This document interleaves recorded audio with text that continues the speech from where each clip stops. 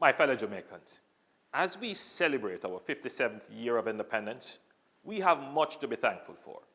We have the lowest unemployment rate in our history at 7.8%, and youth unemployment fell by 6%. The annual inflation rate is low and stable at 4.2%, and the consumer price index is trending downwards. Our credit ratings are positive, and our foreign exchange reserves are at historically high levels. We have had record-breaking tourist arrival for the last 2 years, exceeding 4.3 million visitors with an 8.6% increase in earnings for the industry. The deposit interest rate is at 3.2%, which is a record low. Our stock market continues to perform well, and the consumer and business confidence indices remain high. These are always good indicators of economic health. The construction industry is seeing sustained growth right across Jamaica, and particularly in Kingston, where we see new construction projects going up at a pace not seen in recent times. And the NHT is providing housing solutions for new homeowners like never in its history. By the end of this month, over 12,500 new housing solutions would have been provided to the market since 2017, and we have lowered interest rates for you. If you are an NHT contributor earning below $15,000 per week, you pay 0% on your mortgage. You can't get lower than that. If you earn between $15,000 and $30,000 per week, your mortgage rate is 1%. General mortgage rates are coming down steadily from double digits to now an average of 7.5%. We have also introduced the intergenerational mortgage to assist older persons and families to acquire a home. What better way to celebrate your independence than by having a chance to own your home? Many positive things are happening in Jamaica right now. There is much to celebrate on our 57th birthday. There is no question that at long last, Jamaicans can feel proud that we're using our political independence to secure our economic independence. However, I want you to know that I am under no illusion that all is well. Notwithstanding the great performance of the government, there is no room for complacency. There is still much work to be done and pressing issues to be resolved. Environmental issues are now of greater concern to Jamaicans, and they should be in the face of more frequent and intense droughts, shifting rain patterns, and more frequent and intense hurricanes. This government that I lead has taken more decisive actions in favor of our environment than any other government in our recent history. We aborted the Goat Island project. We rejected coal as an option for powering a bauxite plant in Jamaica. We have put in place an enterprise team to oversee the divestment and modernization of Jamaica's solid waste management systems, which is at an advanced stage. We instituted a ban on some plastic items. We will shortly launch a deposit refund scheme for plastic bottles. Early in my term, I signed an order prohibiting clearing and slash and burn in watershed areas. We have undertaken several watershed rehabilitation projects, including the Yallah's Hope watershed funded by the IDB. We are now in stakeholder consultations to declare certain areas in Black River protected areas. Shortly, I will announce a massive tree planting program right across Jamaica. And most importantly, we have settled the boundaries of the cockpit country, which was unresolved for decades. In so doing, we considered the particular geological features of the area and the ecology and biodiversity which grows from it and depends on it, the forest, and all that live in it.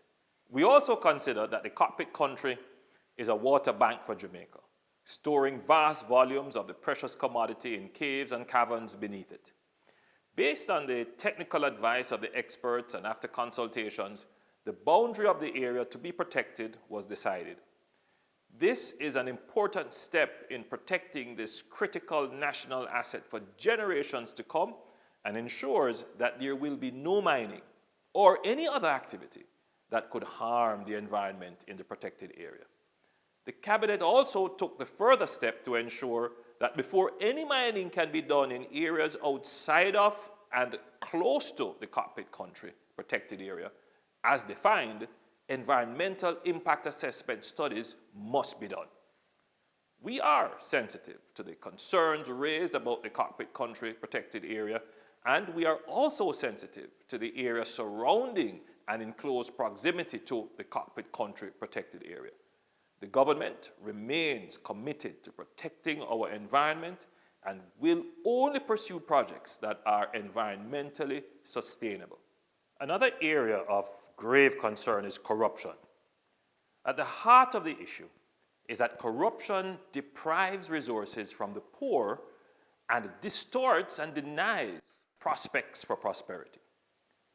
An important part of the independence mission is to ensure that we build institutions that are transparent, meaning that they are open to scrutiny and accountable for their actions.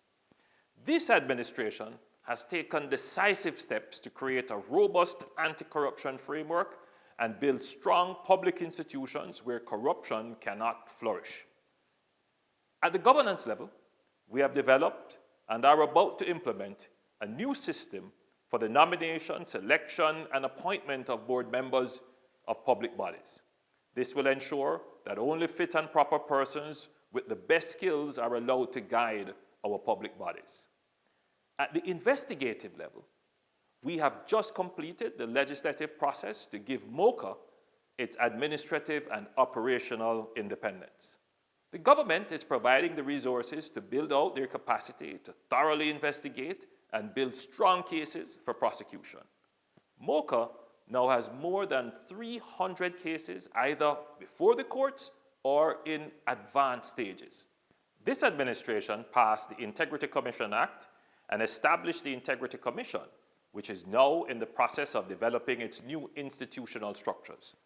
We have passed the new campaign financing regulations that gives effect to the law to ensure that our democracy is not captured by special interests and that corrupt interests do not have influence on our government's decisions. Ultimately, however, government must act in due process. And this government has acted. We have acted to separate those accused from the institution in order to create the space necessary for investigation and discovery. We have acted to review and identify systemic weaknesses that allow the corrupt act in the first place and make the necessary changes to prevent occurrences.